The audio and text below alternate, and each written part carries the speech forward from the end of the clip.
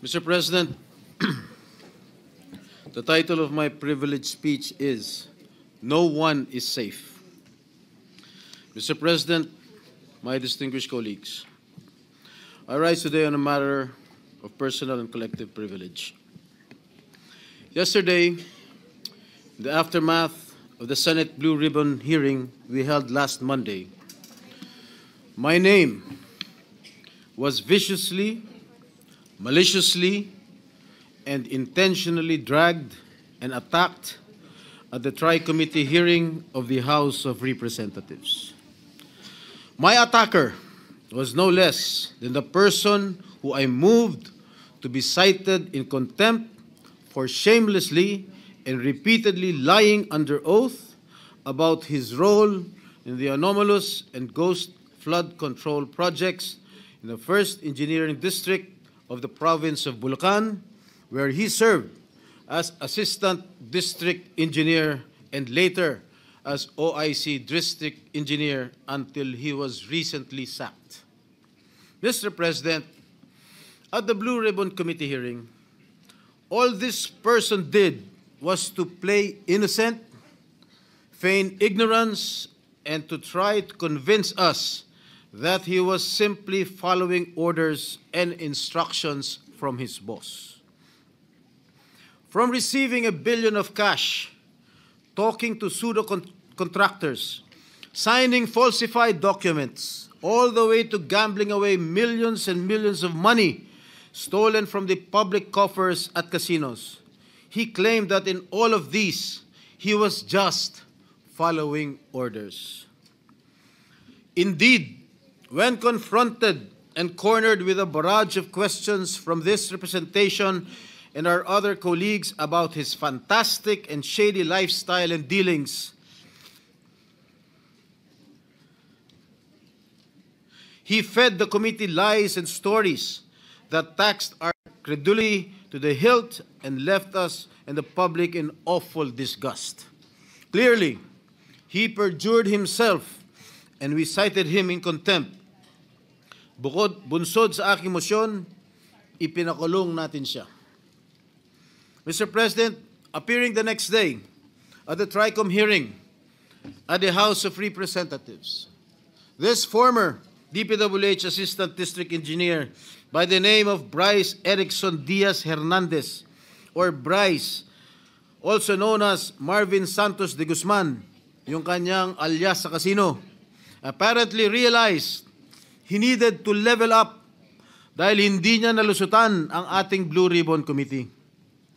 Hindi pa sapat ang pagsisinungaling niya para pagtakpan at maisalba niya ang kanyang sarili.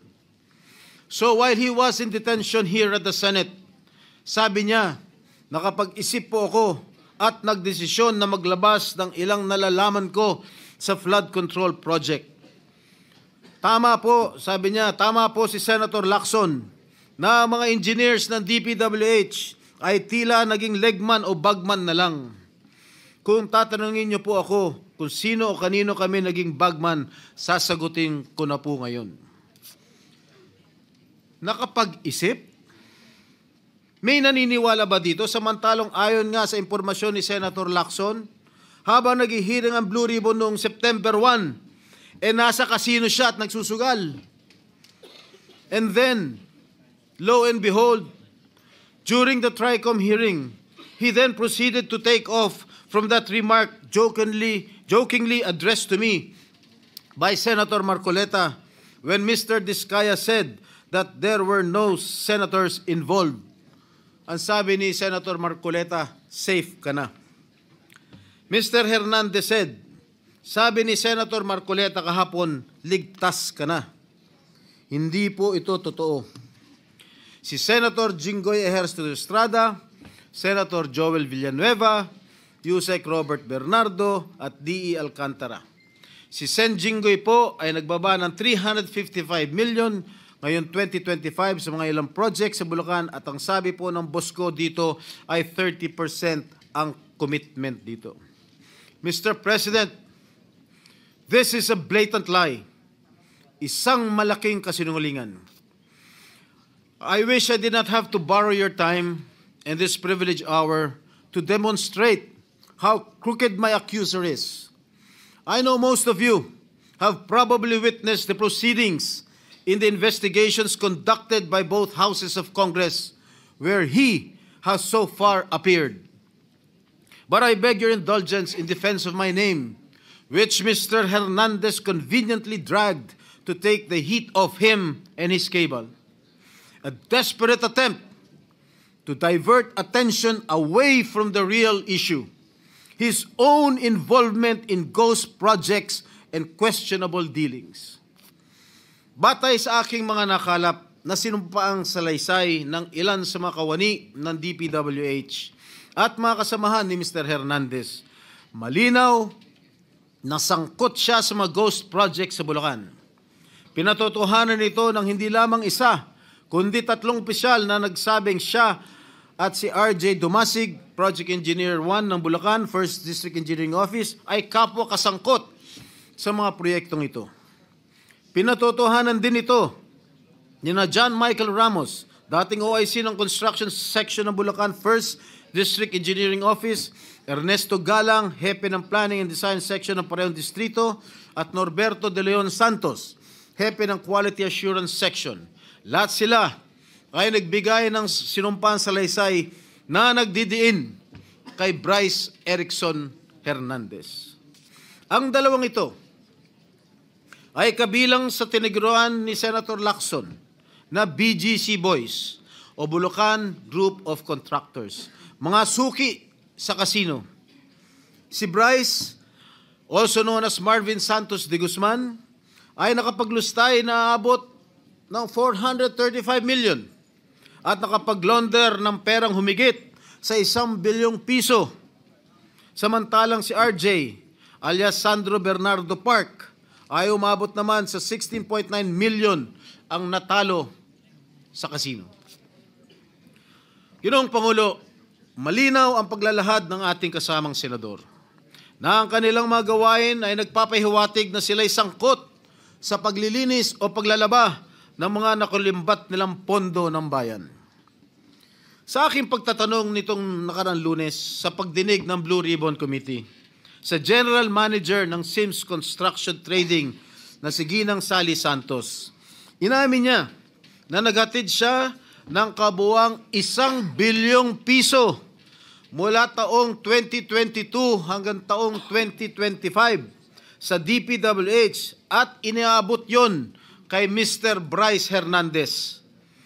Ayon pa kay Ginang Santos, ang halaga ng pera na kanyang dinadala na minsan ay nakalagay sa mga kahon ng noodles ay depende sa proyekto at minsan ay umabot ng 245 million pesos sa isang hatid.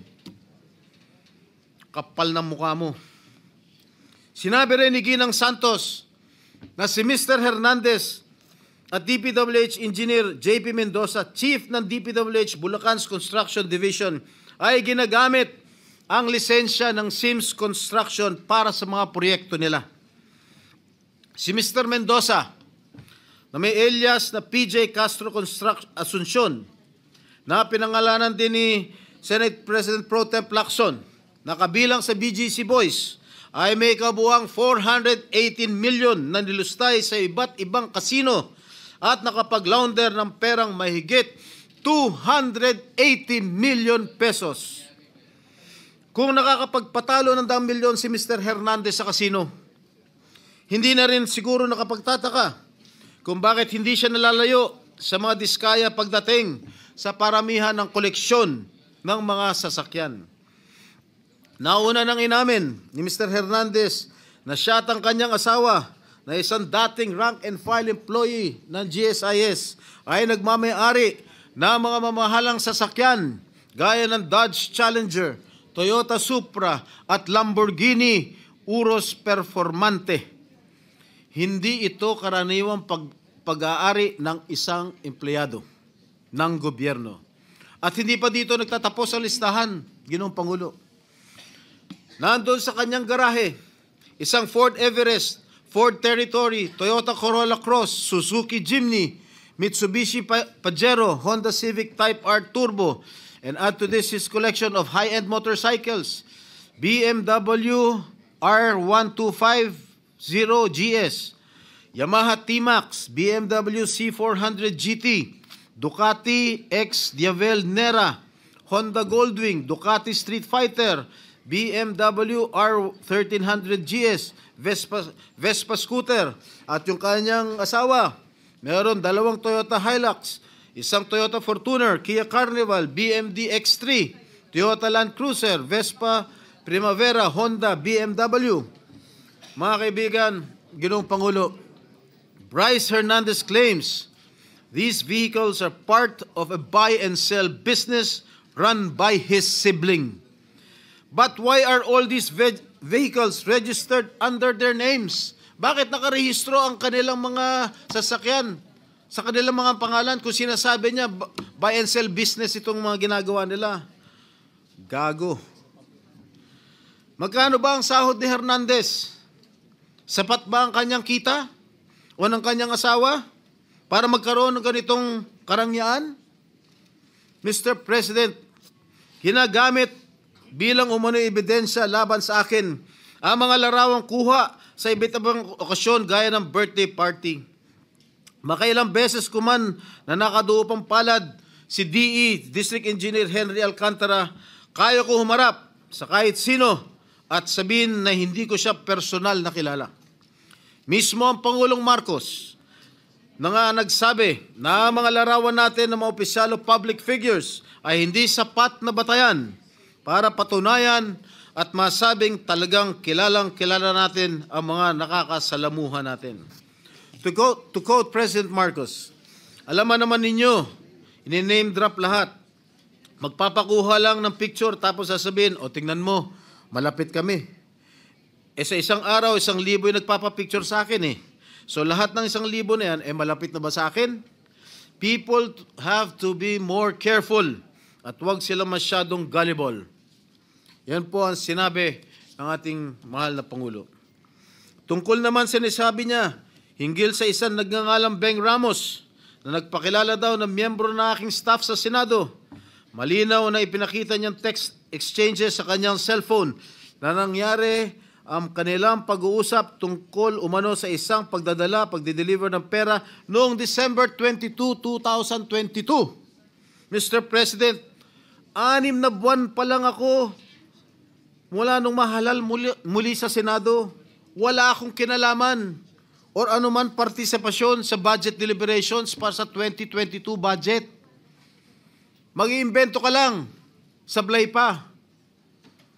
Mr. President, there is no one among my staff named Beng Ramos. Wala akong staff o consultant na Beng Ramos. No such person has ever been employed, much less authorized to use my name or act on my behalf. Mr. President, let me just share that even before the resumption of the 3rd hearing of the Blue Ribbon Committee last Monday, I already received warnings from various quarters. I was told that if I continue to actively participate in the investigation on ghost flood control projects, I will become an easy target. An easy target, they say, because of accusations hurled against me in the past relating to the PDAF issue. Mr. President, I told these people, warning me, and as I have stated at the start of the Senate investigation into these public works anomalies, hinarap ko po sa hukuman lahat ng kasong inihain laban sa akin. Hindi lang ako sumuko ng kusa nung ako'y pinaratangan at ikinulong.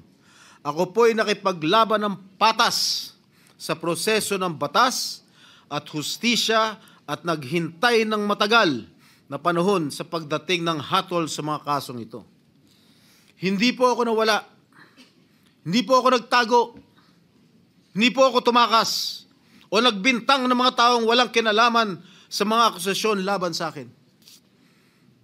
At great cost to my family, my freedom, and my political career, I have acquitted myself of the grave charge of plunder before the bar of justice and the legal system we are all sworn to uphold.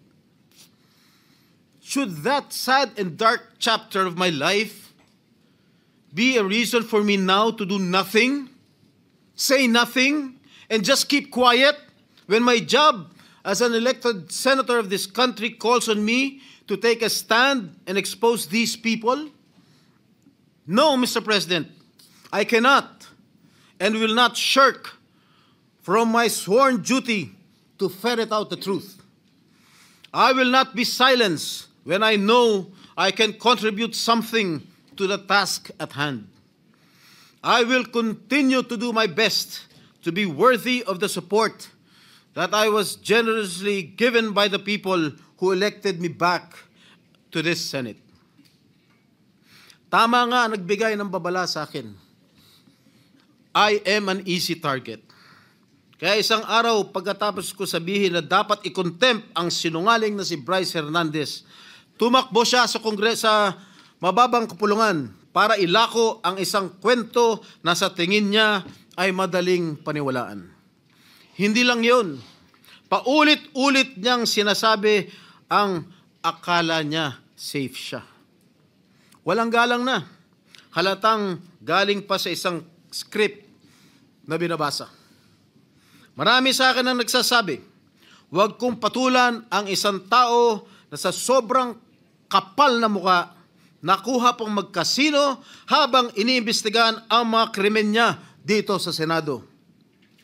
Mr. President, kung nakuha kong humarap sa kaso at tanggapin ang kaparusahan ng isang krimen kung saan ako'y napawalang sala, lalong kayang-kaya kong harapin ang isang Bryce Hernandez na lantarang sinungaling at magnanakaw.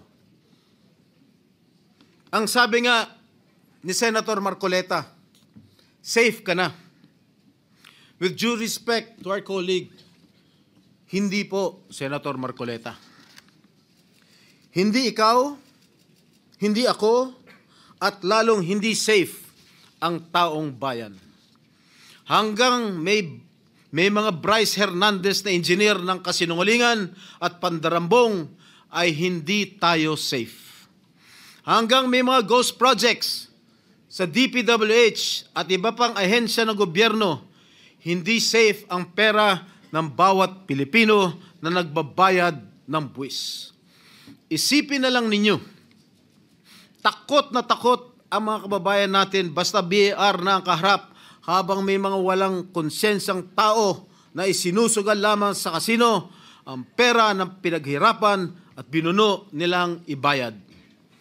Hanggang may mga tao na nagbabayad, nananakot at ngayon ay pilit na nililis ang kwento, ay hindi tayo safe. Mr. President, my dear colleagues, if my opponents think that they can weaponize me, that they can weaponize my past to stop me from investigating, nagkakamali sila. If my critics think that funding a social media campaign against me will prevent me from going after liars, thieves, and crooks, hindi nila ako kilala. I have been bashed and now targeted for the way I go after lying witnesses. Totoo, brusko ako magtanong at minsan ay naninigaw pa. But I make no apologies. Subukan ninyong humarap sa mga taong sinungaling at mayabang pa. Mga witness na halatang halata na niloloko ka. Mga opisyal na gobyerno na nagmamalinis at nagtuturoan. Tingnan natin kung hindi kayo magalit. Mr. President, my brother, Senator J.V. Ejercito, is known as the good one. Okay lang po yan, dahil kapatid ko naman siya. But let me be known as the other strada who went after the bad ones. I will expose and relentlessly pursue the bad ones regardless of the risk and notwithstanding the cost. Hindi ako natatakot at lalong hindi ko papayagan na gamitin ng masasamang tao ang nakaraan ko para lamang patahimikin ako. I have been jailed. I have been vilified, crucified, and publicly humiliated. But I will never allow the likes of Bryce Fernandez to turn the tables on me. Kayo ang nasasakdal sa mata ng taong bayan, hindi ako. Mr. President, I vow never to let the masterminds and engineers of this massive defrauding of the Filipino people to silence me. Hindi pa ako tapos at lalong hindi ko kayo uurungan. Ginoong Pangulo, maraming salamat po at mabuhay po kayong lahat. Thank you, Senator Jingo Estrada. Thank you for watching. Don't forget to like, share and subscribe for the latest hot news of the press.